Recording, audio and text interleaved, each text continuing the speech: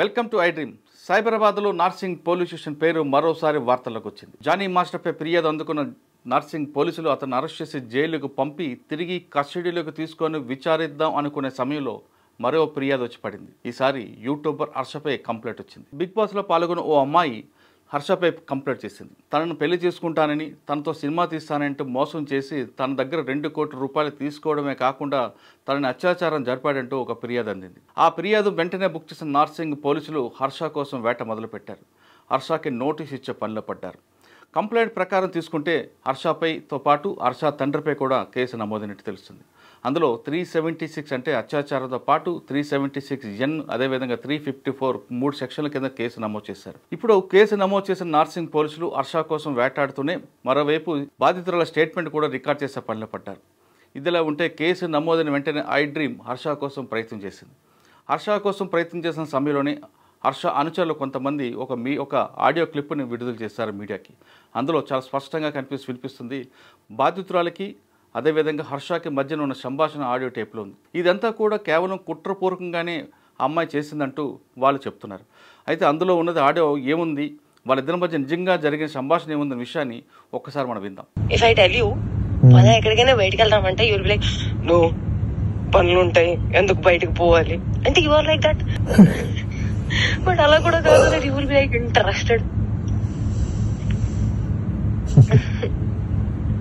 ఏం చేద్దామని అనుకుంటున్నావు జీవితం చెప్పు. ఎంత ఎంత రసికరాజు రాకుండా ఉండం అంటే ఎలా పాసిబుల్? అది ప్రేమించాలి మనసులో లేదా? మరి ఎప్పుడు అడుగుతావు, ఎప్పుడు చేద్దాము, ఇప్పుడు ఏంటి ఏంటి పరిస్థితి? హర్షసే కాదు, నాకు యూపీఎస్సీ ఎగ్జామ్ బోర్డ్స్ కి క్వశ్చన్ పేపర్ లాగా తయారు అయ్యాడు. నేను ఆన్సర్ రాసుకుంటూ కూర్చోవాలి అంతే. కానీ హర్షసే మాత్రం నువ్వు నాకు ఎంత డిస్ట్రాక్ట్ చేసినా, ఏ చేసినా నేను ఆన్సరే రాస్తాను, నేను నీ వైపు చూడను. ఓ మేరే విశ్వామిత్రుడు. ఏంటి ఏంటి గోళ, వయసు పోతుంది. అవును మరి, you are telling it on my face. సంవత్సరం ఇలానే పోతుంది. అరే భయ్యా, నిజంగా సంవత్సరం ఇలానే పోతుంది. అరే వయసు కూడా పోతుంది. Sorry, I loved. ప్రేమించాలి మనసులో లేదా? అరే పోతే పోనీ వేరే ఎవరైనా ఇష్టమా? ఇప్పుడు చెప్పు. అలా ఏమీ లేదు, అది కూడా సిగ్గుపడుతుంది మళ్ళా. చూసా అంటే నన్ను ఏం చేయమంటావు చెప్పు. నువ్వేం చేయాల్సిన అవసరం లేదమ్మా, నువ్వు ఇప్పటిదాకా చేసింది చాలు.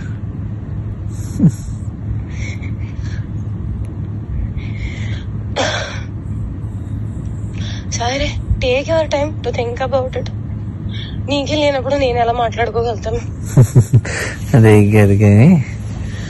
మరి నేనే డెస్పరేట్ గా ఉన్నాను. ఈ మాటలు అబ్బాయిలు మాట్లాడుకుంటారు, అమ్మాయిలు మాట్లాడరు. అది కూడా నేను మాటల్ని బ్లాంకెట్ కింద కప్పేసి మాట్లాడుకోవాలి. అంటే అంత మర్యాదగా మాట్లాడుకోవాలి, అప్పుడే దానికి విలువ. అలా కూడా కాదు. That you start feeling raunchy, start feeling excited, start feeling నాకు చేయాలని ఉంది. అవన్నీ కూడా ఉంటాం మన దగ్గర. And you will be like I'm very boring person, very very boring person. అంటే అన్నిటికీ సమాధానం నేనే తీసుకొని నేనే చెప్పాలి. ఓకే, నాకు అర్థమైపోవాలి. And I'm dealing with a very boring person.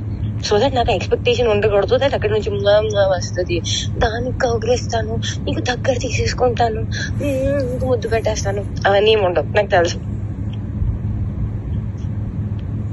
నాకు తెలుసు.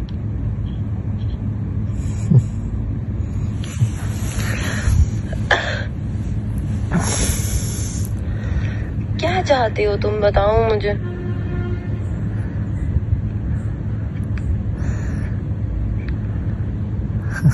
बताओ तुम्हारे मन में क्या चल रहा है, कुछ तो बोलो. ఒకవేళ నాకు తప్పు ఆలోచనలు ఉన్నాయి అనుకుంటే, అది నేను నీకు హానికరంగా ఉంటాను అనుకుంటే, అమ్మ గుర్తుపెట్టుకో, ఒక్కడవతలోని బావిలో తోయడానికి ఇంకో పడిపోతే దానికన్నా పెద్ద మూర్ఖుడు ఒకడు ఉంటాడు. నేను ఆ మూర్ఖత్వం ఇప్పటికీ చెయ్యను, నాకు అవసరం లేదు. అండ్ నేను చెప్తున్నాను దట్ స్వార్థం, అవసరం, అవకాశం, కారణం ఇది అంతా ఏ విషయానికైతే మొదలవుతుందో, the world is round, the situation is round, everything will come in and there only. I will never initiate a thing which did not start from love and did not end on love. Which a mistake I made when you said you never had love, I had to stop there. I did not stop. There it ends, on no love only it ended. ఇదేంటి కాదు కాదు ఇదేంటి నేను నీకు చెప్తుంది అర్థం కావట్లేదా?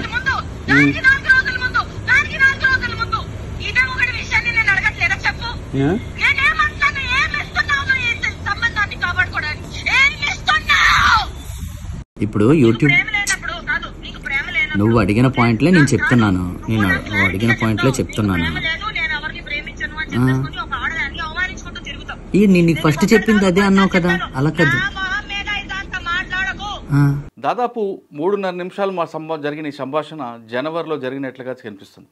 అయితే ఆ ఆడియోలో ఉన్నది బాధితురాల వాయిసా, లేదు కావాలని మ్యానిపులేట్ చేయడానికి వీళ్ళేమైనా కుట్ర పన్నారనే విషయం తెలియాలంటే ఖచ్చితంగా ఆడియో టేప్ని నార్సింగ్ పోలీసులు ఎఫ్ఎస్ఎల్ పంపాల్సిన అవసరం ఎంతైనా ఉంది.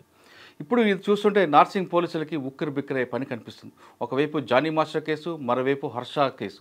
ఈ 2 సెలబ్రిటీ కేసులను దర్యాప్తు చేయడంలో నార్సింగ్ పోలీసులు ఉక్కిరి బిక్కిరి అవుతున్నారు.